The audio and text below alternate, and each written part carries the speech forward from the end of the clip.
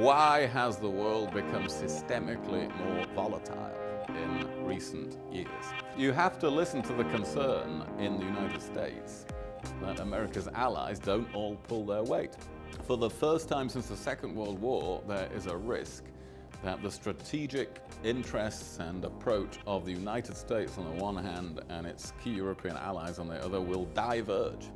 You know, that hasn't happened since between the world wars. And that's a really dangerous moment for the Western world if that happens.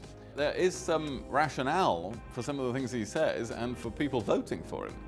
There are people, the middle income bands in all these countries, who are furious because they seem to have missed out on opportunities, and whatever happens, they always seem to lose out.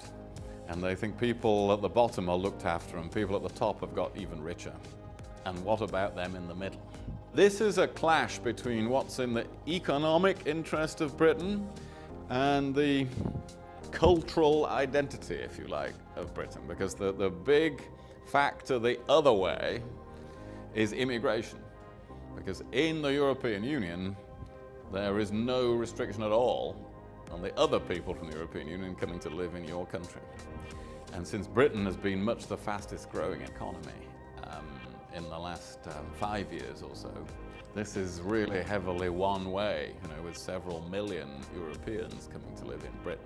And that creates pressure on housing, healthcare. You start to get a splintering Western world, which is, given the number of dangerous rivals out there, you know, that a weakness and splintering in the West is a very dangerous thing. None of this should make us depressed about the human condition, but it does mean there's more volatility.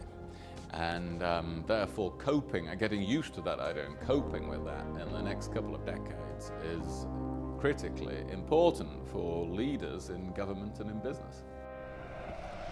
It's a human business. Legacy we want to leave behind us.